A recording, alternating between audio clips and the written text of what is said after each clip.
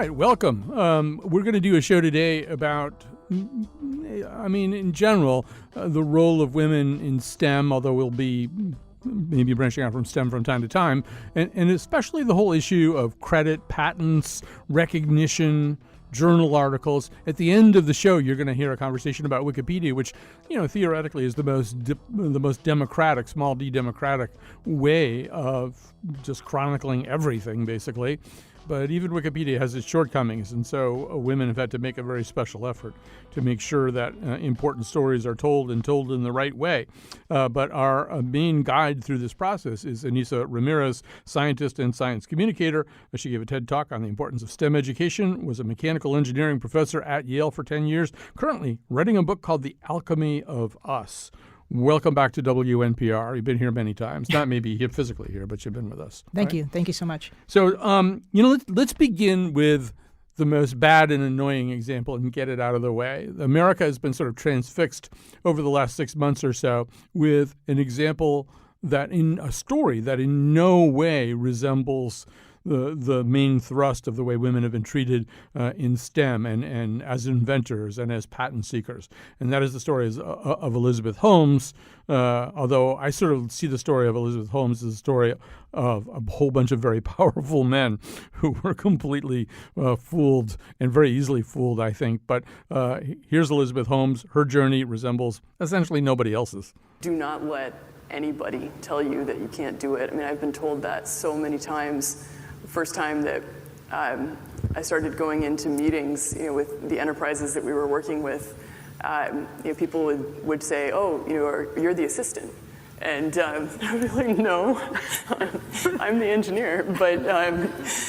But believe in yourself, and we've got to, especially with young women, create a stereotype that women can be the best in science and technology and engineering, and women can found technology companies and be CEOs of multi-billion-dollar technology companies. I mean, there are things in that quote that are very real things. And I mean, Rosalind Franklin, who played a huge role in the work that Watson and Crick wound up getting credit for, one of the reasons initially that she was misunderstood, there was another scientist named Wilkins who didn't realize she was leading a team. He thought she was the assistant. She was doing something, for somebody else. So that's real. The problem is it must make you just want to just bang your head a little bit. Holmes becoming so famous as an example of essentially, ultimately, a fraudulent scientist when so many other legit women scientists just don't get any recognition. Well, she definitely rode that curve of women in STEM. I do think that we need to look at this story again. If it was written by a woman about, as you just mentioned, it was a lot of rich old guys who got fooled as well. But she was definitely taking advantage of this thrust that's going on with focusing on women in STEM and wanting to encourage them to be successful. And in the process, people didn't do their due diligence, and so it was a big fraud. She took advantage of another thing that I know bothers you too, which, her two big heroes are Thomas Edison and Steve Jobs. So this is sort of the great man theory of science, or maybe the great person theory of science, that we need one person every single time. Or I guess in the case of Watson and Crick, we'd be willing to expand all the way up to two. But, we look for the story of one person to tell the story of an innovation that probably did take a lot of other people. Well, that's the whole thing about science. We like to glorify the inventor, but there's a lot of people who are actually doing the work. Edison had people he called the muckers who are actually doing all the things that were behind all of his inventions. He has over 1,000 inventions because people were working things out based on his ideas, and so that's how he was able to get all those inventions. Jobs was a marketer, but he had a lot of people working for him. But what Holmes was doing, she was idolizing both of them, but she wasn't doing the thing that they did do, which is the work, and to prove something that was make something that actually worked. So let's talk about some of the people that you have discovered, people who are unsung. Maybe start with a New Haven story, Sarah Boone.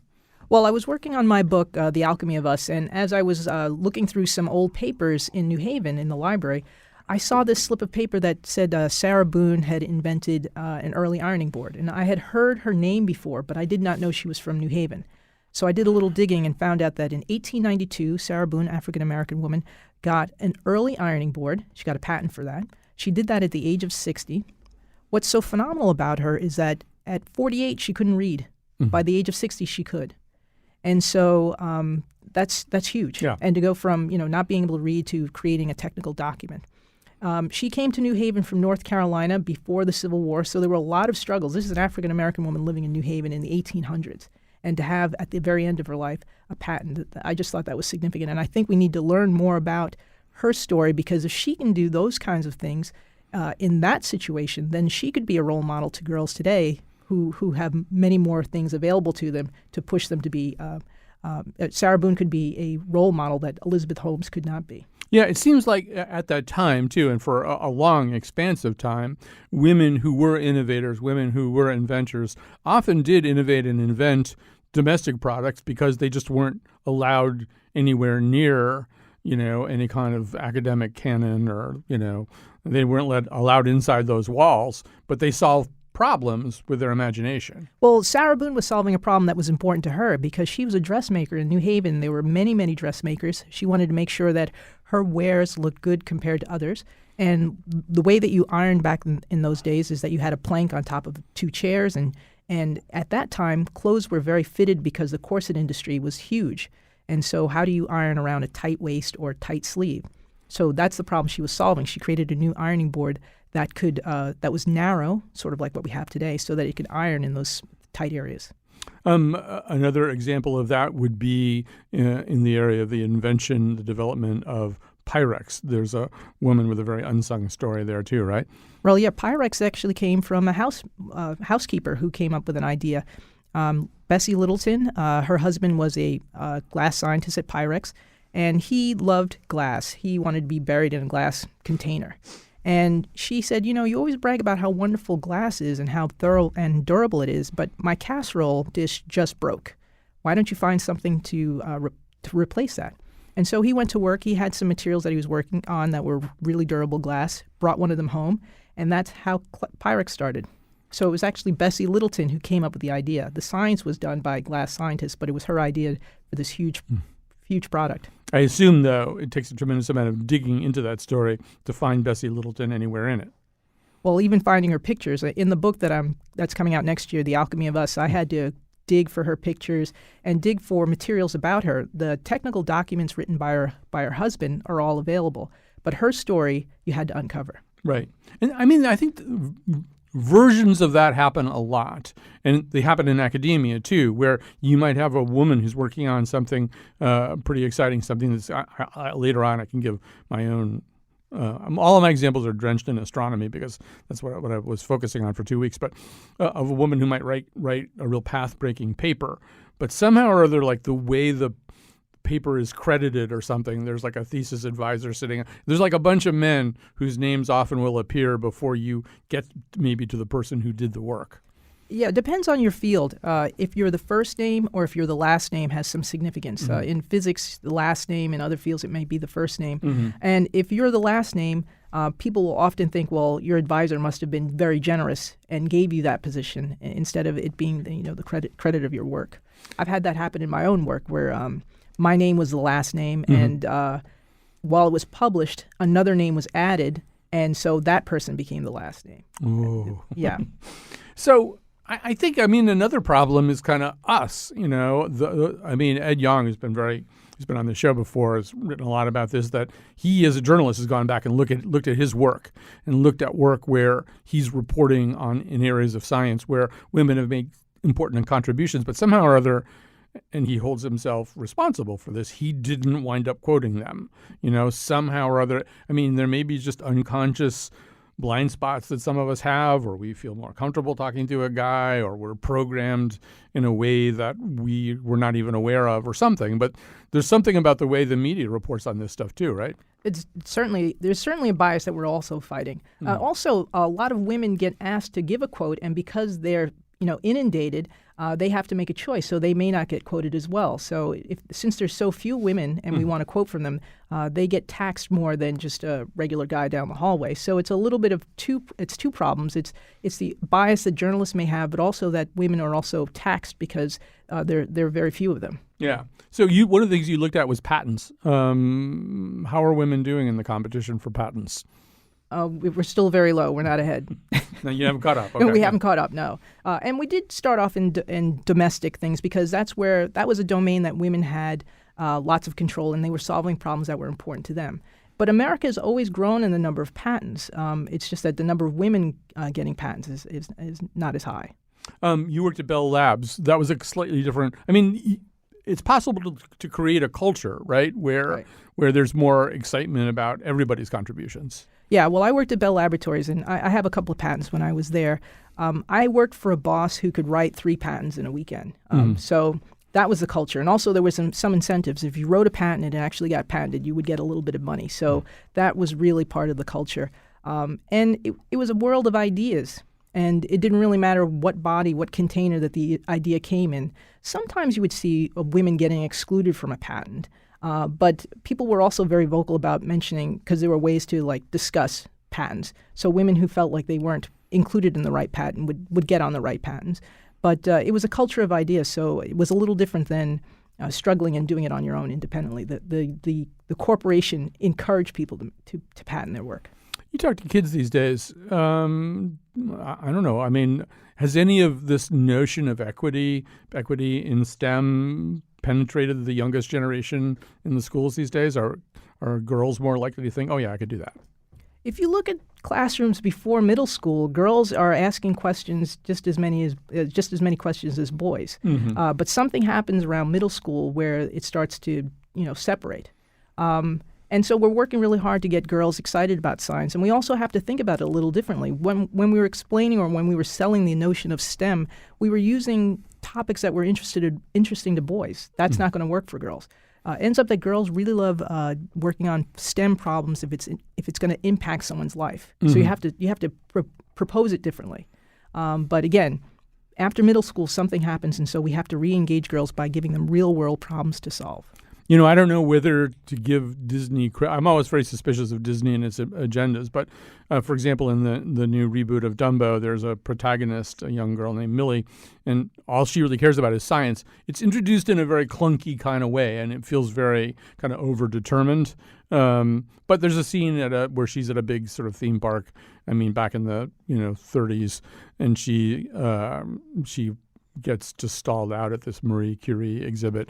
And I think Disney's done this a couple of times now recently with reboots where they've made the young women interested in science. Critics have complained that they use that as kind of a substitute for a fully developed feminist art. No, well, she's interested in science. That's good enough. All right, don't complain to us. Right. But you do kind of need that, right? You need that kind of model too, I think.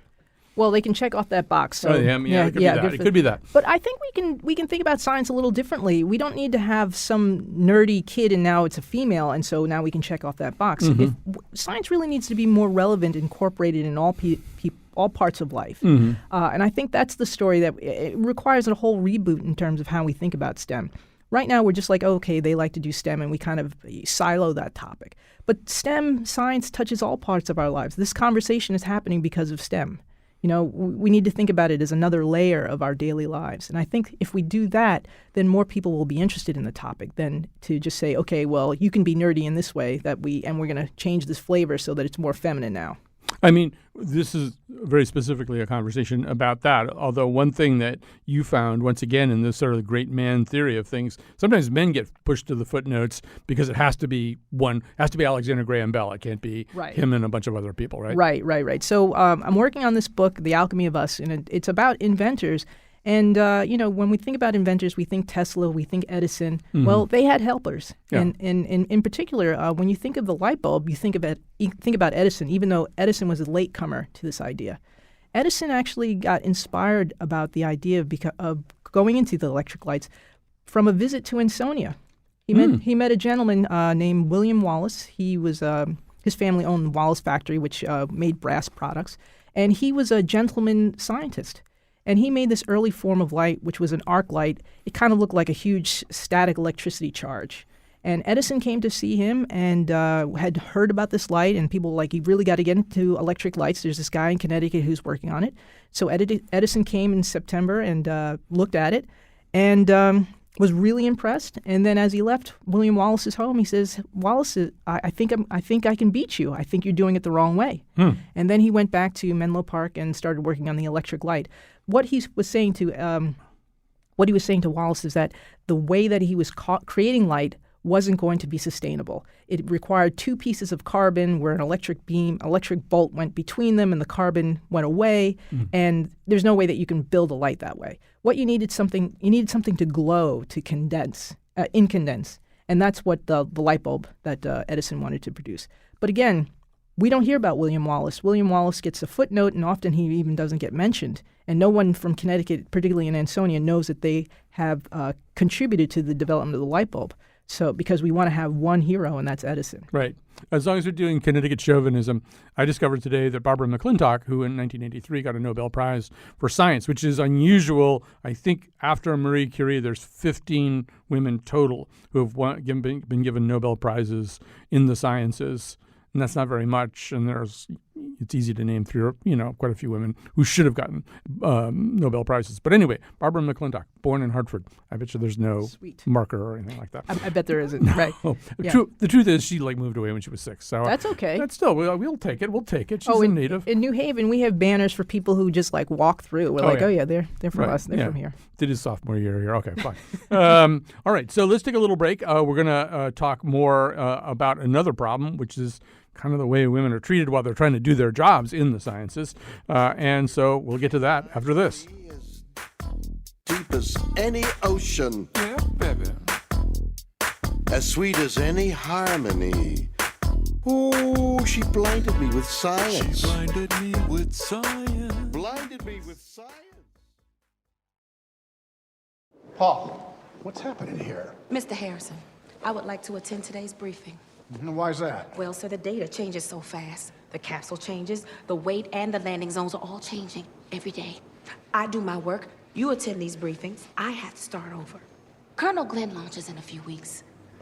We don't have the man figured out yet. Why is it she can't attend? Because she doesn't have clearance, Al. I cannot do my work effectively if I do not have all of the data and all of the information as soon as it's available. I need to be in that room hearing what you hear. Pentagon briefings are not for civilians. It requires the highest clearance. I feel like I'm the best person to present my You're not calculations. gonna let this go, are you? No, I am not. And she is a woman. There is no protocol for a woman Okay, attending I these get meetings. that part, Paul. But within these walls, who makes the rules? You, sir, you are the boss. You just have to act like one, sir. All right, that, of course, is from Hidden Figures. I say with some pride that before Hidden Figures came out, we had, I think it was Nathalia Holt, who'd written the other book about rocket girls. We did a whole show about that. And at the end of the show, we had also discovered this program where women test pilots had been recruited and went through all of the training that the Mercury astronauts went through, the pretext being that they had to get ready to go into space. We actually found one of those women still living. But anyway, they never went into space. There was no plan to send them into space. They just wanted to know what it would be like if you put women through the rigors of a Mercury training. So there you go. Anyway, here in studio with me is Anissa Ramirez, a scientist, science communicator, and a mechanical engineering professor at Yale for 10 years, currently writing a book called The Alchemy of Us. The more she talks about it, the more excited I get.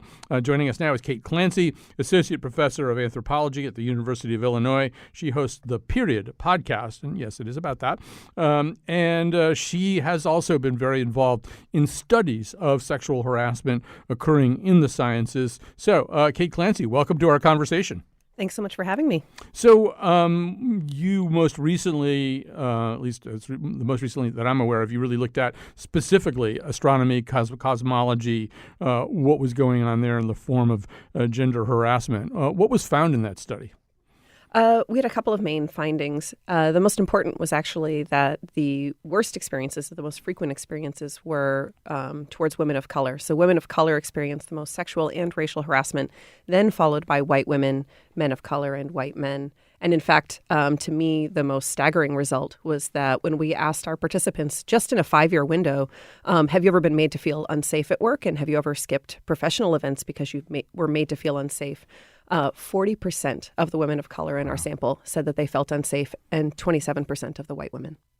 Anissa, you might want to chime in about this, just about how, women as a gender have their own stairs to climb here, but women of color, LGBT women, I assume, face even more. When I read this report, I was reminded of when I would go to conferences I wouldn't go to all the talks. I would always take a break and go to the hotel room, and I couldn't remember why. And I think it was just to recharge my battery, because you're just so inundated with messages that you don't belong, that you're a strange foreign body, and so I would just go to my room just to kind of like recalibrate. Sort of like breathing in when you're swimming. You take a breath, go back underwater, and then come back.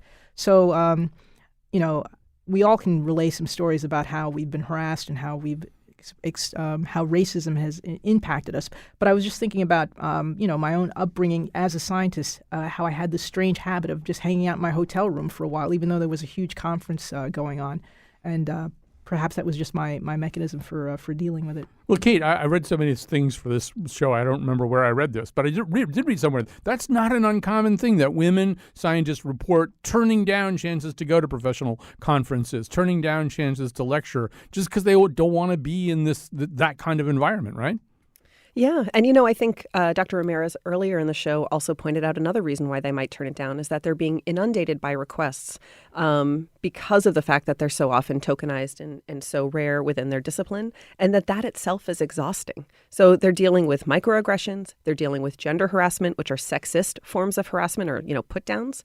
And then they're just dealing with the fact that because they're made to feel that maybe the reason they're being invited or asked to speak or whatever is because they're being tokenized, that's yet another burden that they have to bear, because then, of course, they're dealing with these internalized feelings. There's imposter syndrome of like, maybe I don't belong. Maybe I'm only being asked because I'm a woman of color or a white woman or whatever. And in fact, this is one of the things that we made sure in the National Academy's report that came out last year on sexual harassment of women in the sciences to address. When this report came out, my sense was that an awful lot of women in science said, well, finally, we all knew this was happening. Finally, you got some numbers to back it up. But, Kate, you say, and you've written also, that the largest percentage of all this stuff is, as you say, put downs. And I'm just sort of trying to wrap my mind around that. And, I don't know. Could you give some examples, like what kinds of things? I'm sure Anissa has some too, but some examples of put downs that get directed at women scientists? Sure. There are so many. There are moments of exclusion, moments in which women are alienated from a broader experience. There are things that actually happen even when I go to give talks. I've had experiences where men will confront me afterwards and say, well, it should be okay for me to share topless videos of women at work. And I'm like, no, it's actually not okay. So objectifying women in the workplace, which then further alienates the women in the workplace, is not okay. Sexist comments about aptitude. I have a colleague who told me that one of the normal things in her faculty meeting is the men all sit at the main conference table, the women trickle in afterwards, and as they're trickling in, the men think it's really funny to say, women don't belong in science. And they think they're being funny, right? But the impact on these women is that they're made to feel excluded. One other big one that I'll briefly say is that there's a lot of testing behavior of like, are you going to be cool? Are you one of the guys? Or are you going to be one of those uptight girls that we can't hang with? And so sometimes showing images of pornography or just sort of doing these little moments of like, are you going to joke along with us or are you going to be uptight? Those kinds of testing behaviors are things that happen to lots of women and lots of gender minorities in the sciences. I'm assuming you have your own examples of this? Well, when I was at Bell Laboratories, there was a huge breakthrough in a new material, and my boss was one of these people that as soon as things broke, he would jump on it. And so there was a meeting, and we all kind of parsed out what we were going to do. And I missed that meeting. And sometime later, I found out that it actually happened at a strip club, and I wasn't invited. And so a whole bunch of people ended up being on this paper because this strategy was put together. The fact that I was excluded, and I found out later, and what do? Do I tell my boss's boss that I wasn't included? Because then it makes me look like a bad person and also indicates, things about my boss. So, strange things happen like that. And also you don't have any recourse because it's so unacceptable. And it's exhausting. You come home and you're like, let me tell you the story today, as opposed to just doing your life of science. I should probably just take this moment to say that the reason we're doing this show is because my senior producer is Betsy Kaplan. Betsy Kaplan, first of all, had a medical background before she came here, but she makes sure we do these shows. She makes sure we do shows also that have good representation. Well, I'm going to talk a little bit later about Sarbani Basu, who's a helioseismologist. The first time we did a show with her, it was a show about the sun. There were 2 women guests, 2 men guests. We don't feel good. We don't get it every time. We don't hit it every time, but we do try. And a lot of the credit has to go to Betsy Kaplan. So it seems to me a lot of this also, and one of the things that has to happen is we have to tell the stories differently, right? That as you assign reading starting in elementary school and going all the way up through college, you want to tell the story of women's accomplishments, but also what they're up against, Kate. It's part of the story is not, for example, one of the people that I'm obsessed with right now is Vera Rubin. Vera Rubin should have a Nobel Prize. She basically discovered dark matter. But when she first wanted to work at the Palomar Observatory, I think this was back in the 1960s, there literally was not a women's bathroom. And she had to build one. And she made I don't know how she did it. She made a women's bathroom so she could get her work done at Palomar. And Kate, it seems to me that as we tell stories, as we assign reading and stuff like that, it's important to get that part of the story across. Absolutely. One of the things that really bothers me when we talk about the dearth of women in science and women of color in particular is that we use these really passive metaphors like, oh, it's a leaky pipeline or a chilly climate. But really, the metaphor that I and several of my colleagues have been really trying to put forward is that, no, it's a gauntlet. If you remember what a gauntlet is, it's 2 rows of people hitting you over the head with sticks or swords.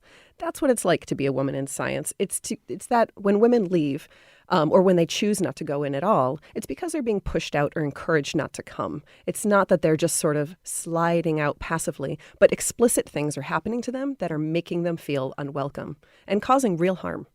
We were talking, Anissa, about Marie Curie a couple seconds ago in the context of the new Dumbo movie. But, that's usually a story told about sort of, yes, you can do that just fine. The story isn't told about the kind of obstacles Marie Curie had to get around. Right. Well, Marie Curie, which is always the icon of when we throw out stories about women in STEM, she got a Nobel Prize. She found 2 new elements, a new form of science. When she came back home to France, she couldn't be a member of the French Academy of Sciences because she was a woman. Nobody in the French Academy of Sciences had a Nobel Prize. She did. So it's just, it's incredible that a woman with such gravitas had to deal with the same kind of issues that we're talking about today. First of all, I just want to plug a book and just say also that we invited this person as a guest. And in fact, we've invited her several times now about this book, and I guess she just won't do it. But so Maria Popova has a pretty amazing book out right now called Figuring that gets very much into this question of sort of how women realize their potential across history, starting, I think, with Maria Mitchell, who actually discovered a comet up on a roof in Nantucket. She wasn't on the faculty of anything at that point, but really sort of, became a very prominent woman astronomer. But it's a great book. It has a lot of these kinds of stories.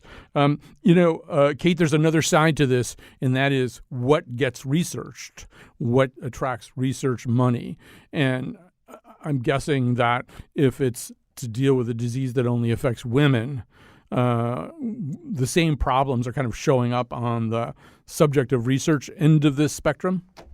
Absolutely. There are ways in which women's lived experiences, women and gender minorities, I should say, are just continually gaslit and denied. Our pain is not acknowledged as significant as men. Our lived experience, the ways, the experiences that we have in medicine and the experiences that we have at school and in the workplace, they're just continually seen as less important, less worthy of study. And so what's been really important is, of course, as some of these disciplines have started to be, have started to see better representation of some of these underserved and underrepresented folks, of course, we're seeing these really interesting, really new questions being asked.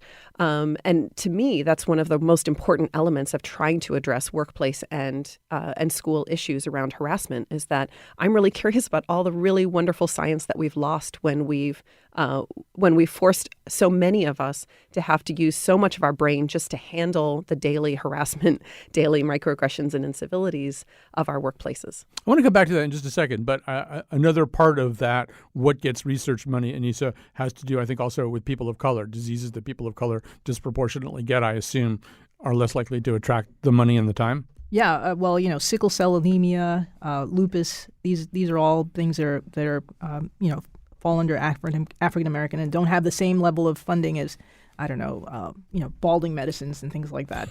I mean, it's just a matter of who's in the room to select what should be funded.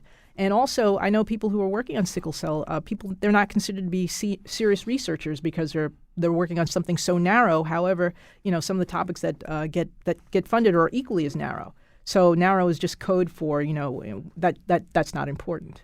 So, yeah, I also want to talk about the effect of telling these stories. So it's important to tell these stories and get these stories out into the daylight. But I also wonder, like, Kate, maybe you can even, I don't remember all the details of this, but at one point, I think it was in your work, I encountered this completely horrific story that took place in Antarctica where this male scientist was like really, physically abusing a female colleague. You do want to quickly flesh that out a little bit?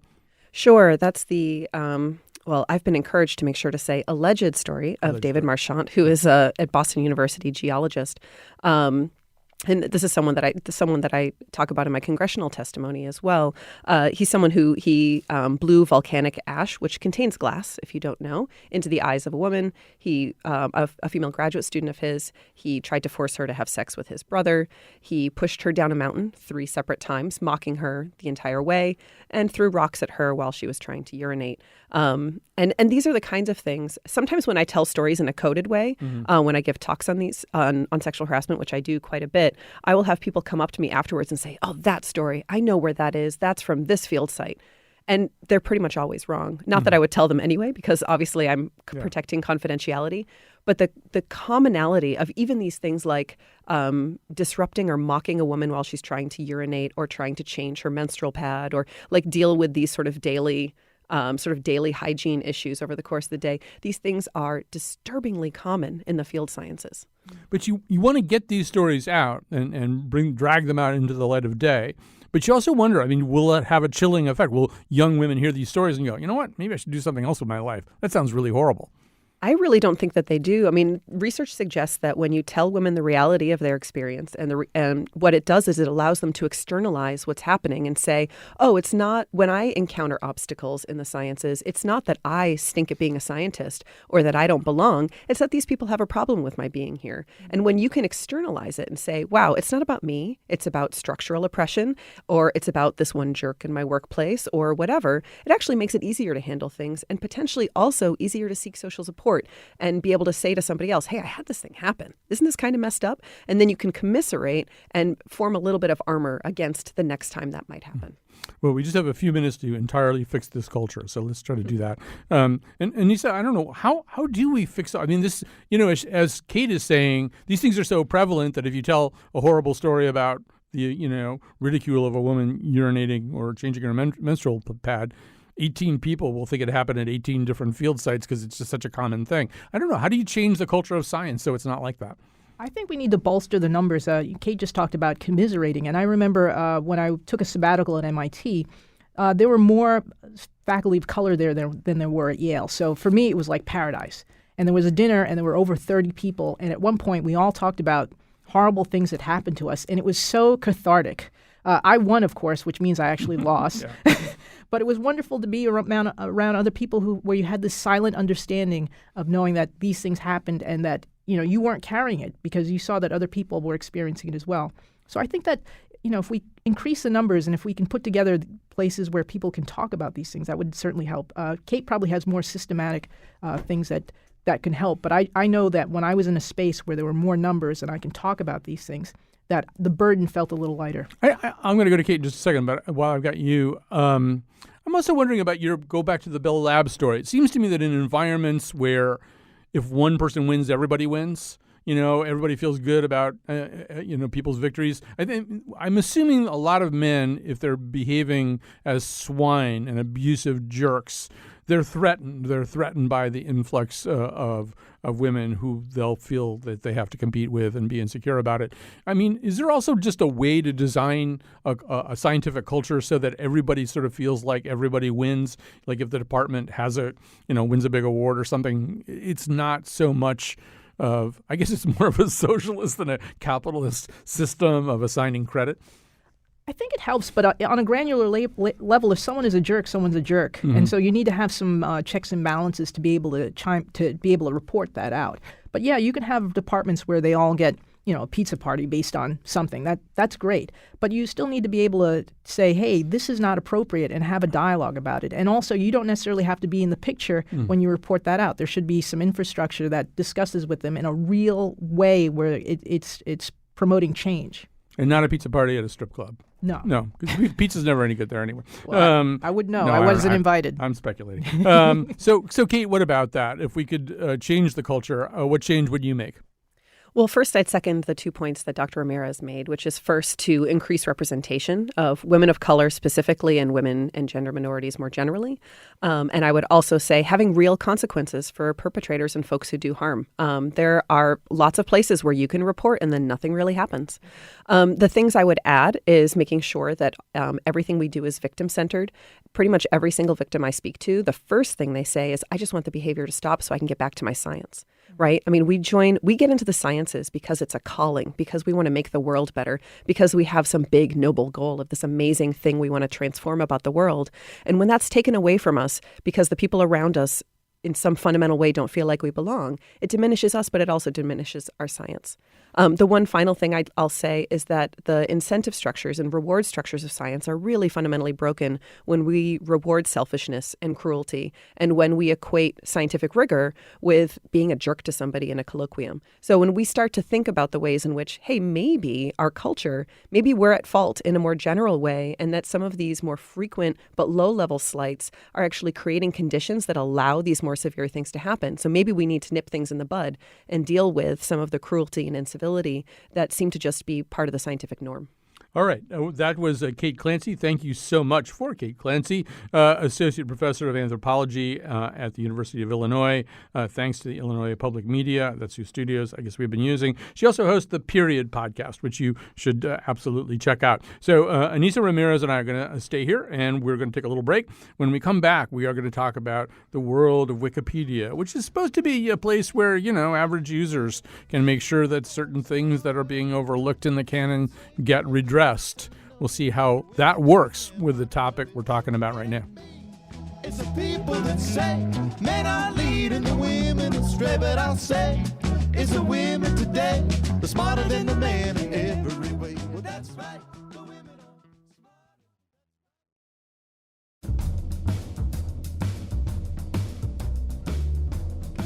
Today's show was produced by Betsy Kaplan and me, Kyone Wolf. Wait, I'm being told that Jonathan McPants and Josh Nalea are receiving full producing credit. That is an outrage. McPants isn't even here. He's home changing diapers. Should we start calling him McDiaper? Amanda Fish did everything Flipper did, but backwards and in high heels. Our intern is Kayla Thomas. The part of Bill Curry was played by Taraji P. Henson. On tomorrow's show, I fall through the looking glass of a vending machine. And now, back to Colin. That is true. We're keeping tomorrow's show kind of a mystery, but that is part of it. All right, so we're talking about the way that women are or are not given credit, patents, recognition, access to funding, resources in the whole world of STEM. And our guide through this topic has been Anissa Ramirez, a scientist and scientist communicator, professor of mechanical engineering at Yale for 10 years, currently writing a book called The Alchemy of Us.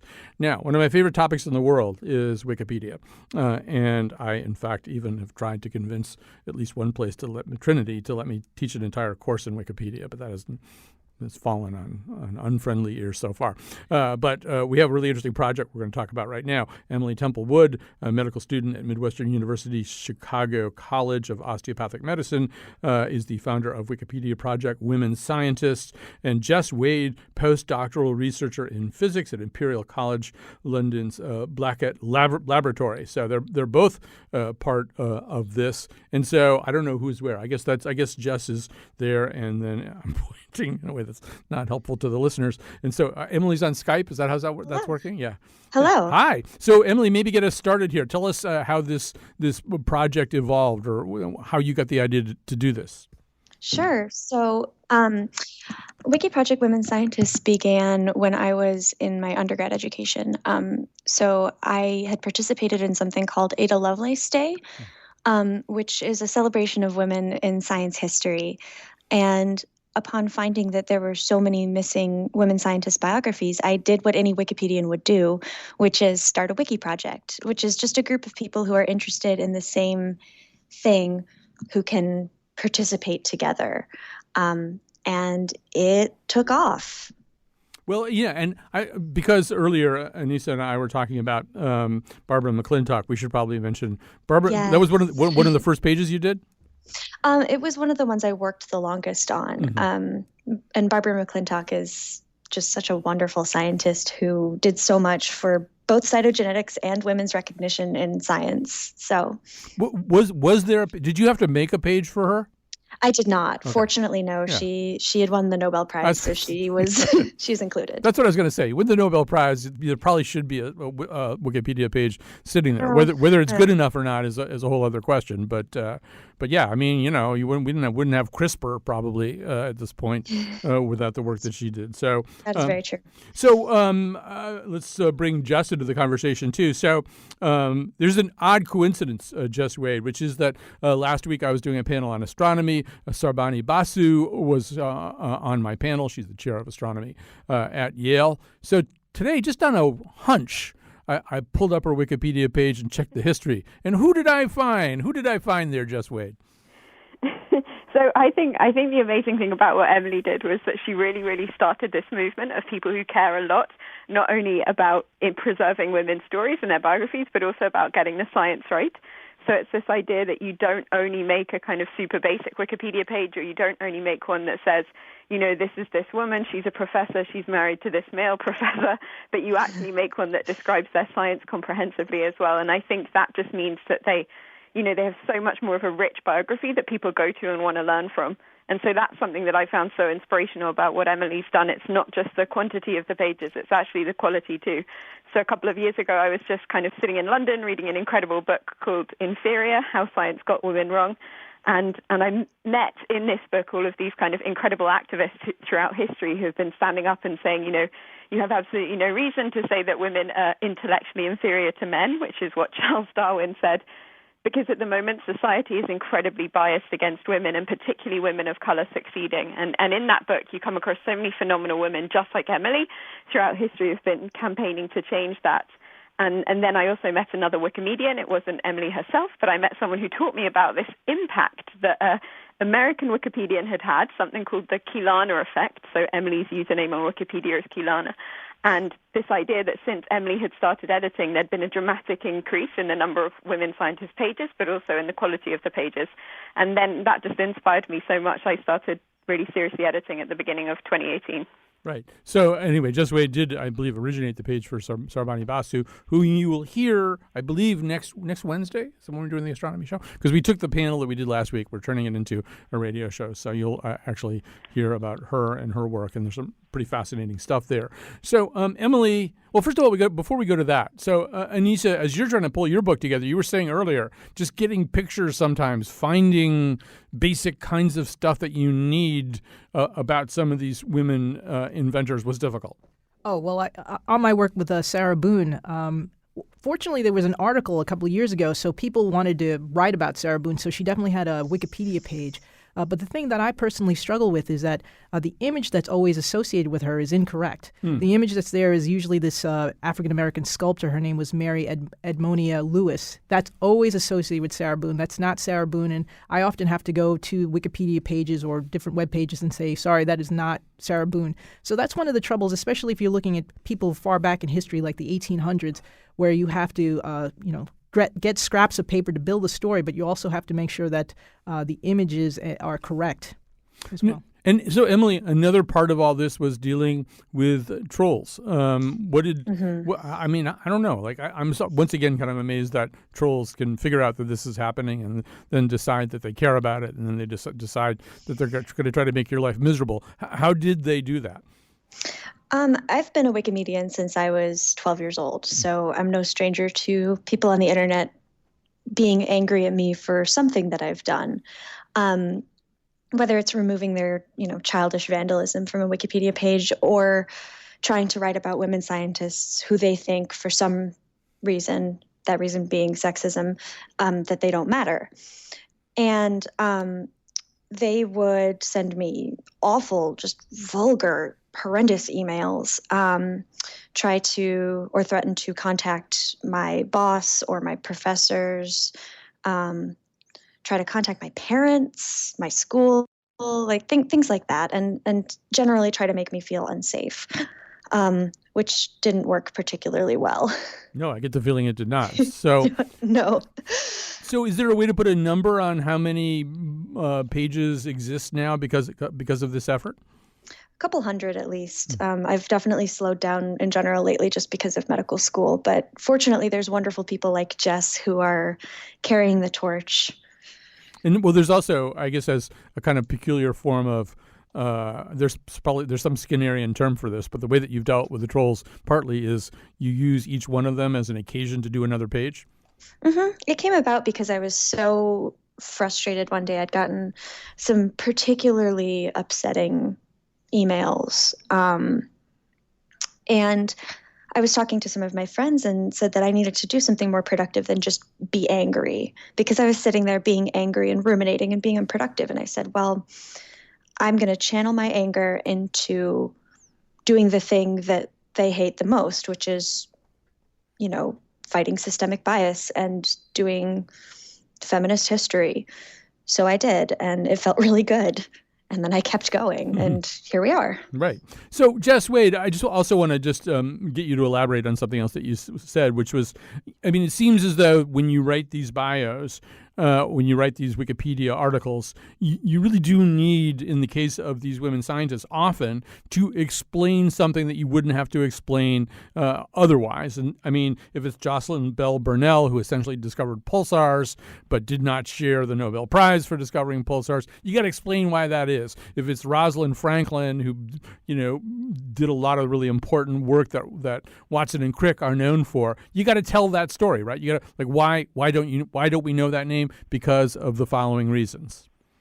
Sure you do, but actually their Wikipedia page isn't a reason to discuss the biases that there were against them at the time. The Wikipedia page is the page to describe who they were, where they got to in their research, and what really they contributed to the scientific field. So I actually, as someone who works in physics, so I work on kind of new materials for electronic devices, I can pretty much handle biographies about physicists or chemists quite easily. But when I have to stray into things like psychology and geography, I find it so stressful and difficult. I have to find some other experts to try and help me. So the tricky part is conveying quite technical research to a general public, which is what Wikipedia is, right? As you said before, everyone goes on it and everyone should learn how to edit it so that we make it, better for generations to come. But I do think what's been said in this discussion about the idea that we actually need really good resources, we need really, really good images of these women and people of color, and we really need good references that we can cite. And something that I've come up against a lot, especially with trying to make the pages of women of color, scientists and engineers, is the lack of references, the lack of media talking about them or writing about them, and the lack of places that even just broadcast and celebrate their research. And that's really, really tricky. You can't obviously cite LinkedIn, you can't cite social media, you can't cite really a university website. So what we need is academic journals and kind of big newspapers and radio like you to be talking about these people so that we can use them to create their biographies online. All right, we sort of run out of time here, and it's too bad because there's a whole other area that I wanted to get into with these two guests, but maybe we'll have to just roll that over to another show. I really want to second Jess's emotion. This is something that I say to classes that I teach, is if you're going to use Wikipedia, become a Wikipedia contributor. Just get your little log on and password and stuff like that, because you should know how articles are edited. You should know how articles are created. You should have some idea of how this whole process works if you're going to use it. And also, just, if you're going to benefit from other people's expertise and you have any expertise, and most people do, you should make contributions that way too. Anyway, well, listen, thanks to all of our guests today. Thanks to senior producer Betsy Kaplan for coming up with this show and making it happen. And special thanks to Anissa Ramirez for spending the day, or at least an hour of the day, in the studio with me and helping me understand all this stuff. And we'll be back tomorrow with vending machines, but boy, not like any other vending machine show you ever heard. Not that you ever actually heard a show about vending machines before. Anyway.